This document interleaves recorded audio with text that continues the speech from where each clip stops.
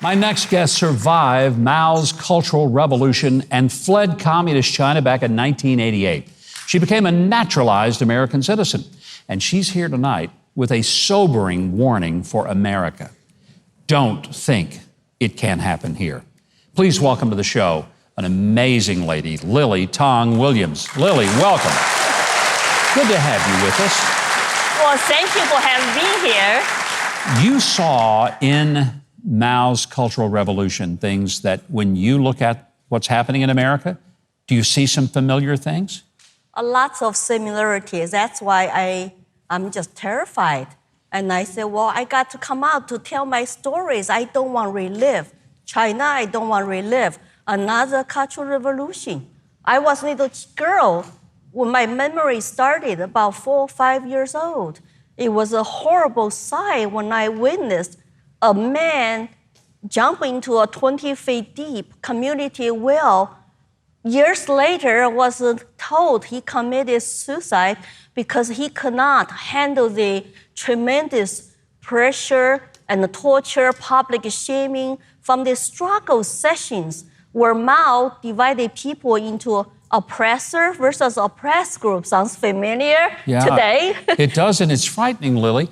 What were some of the things that you felt were happening in that entire cultural revolution in communist China that you now look around in the United States and you see those things happening here? What are those kind of things? Well, I feel it is very, very similar to always divide people. So Mao divided not just oppressor versus oppressed, but he put 5 black classes under the oppressor group and the 5 red classes under the oppressed groups. So you got 10 classes Chinese. Well, we're Chinese, speak same language, want to live in peace. But he wanted you to fight each other, hate each other, and indoctrinate our children to turn on their neighbors, their teachers, their professors, and their family members. So that's just a horrible thing to think about against humanity. What are ways that the government in China began to just clamp down on people's freedom, if they ever had any? See, lots of young people don't know when they kind of glorify socialism and communism in this country.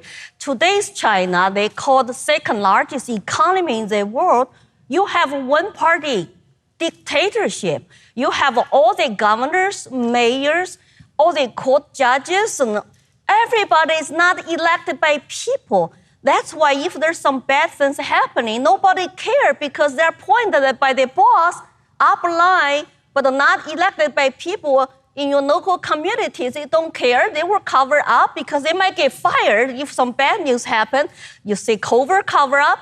You see the last time, most recently, the June, July, the flooding cover up. The numbers were always very, very small. It's always good news, and they don't talk about what normal people's sufferings are every day. And then our media, main media, sometimes repeat their official numbers. They never ask CCP, what are your real number last year from the COVID, from the deaths? And now it's like lockdown anytime, push you to get a vaccine, push you to wear a mask, and push you to stay home, lock your community gates, barn, with the soldiers and the guards. And I'm just so sad to say we are going after the Chinese-style authoritarian regime in the whole world, not just the United States now. It's like Australia, Europe. How about the human beings' dignities? How about our privacy? How about our freedom? Are we supposed to still have constitutional rights given to us by God, our Creator, not by any government? That is so powerful a message Americans need to hear. You escaped those things in China, and now you see people celebrating it and trying to sell it to the next generation. Do people start saying, well, maybe I ought to listen to Lily? Do they listen? I have been going to schools, middle school, high school, and colleges to teach people about horrors of communism, horrors of cultural revolution. Our kids in America, they've never heard of real true stories. When I tell them my personal stories, I cannot wear this beautiful dress because it was banned. They were like, wow, really? You have to have a dress code? I mean, do you like my dress? I can wear every day. It was banned. It was banned because Mao used Cultural Revolution to say, get rid of 4 olds. Old culture, ideas, habits, and customs. Then the red guards used by him go door to door to burn, to loot, to rob. So everybody have to burn or hide their stuff. They cannot have this. It's kind of very scary to see similar things happening here, the chaotic lawlessness. Real quickly, Lily, does it disturb you when you see American businesses and big multinational corporations just basically surrendering to the Chinese Communist Party and their government? So I truly believe that, I understand business people, they want to focus on profit making, but they got to understand that the billionaires, private company billionaires, they don't have a political freedom to criticize government. Look at Jack Ma, Alibaba CEO, forced to retire, sell his company, paying fine, cannot even list in Hong Kong or in the United States. No matter how much money you have in the world, if you don't have free speech, freedom of thought, freedom to assemble, freedom to criticize your government, you are not a free human being. That is so very true. It's why we're so happy to have you here.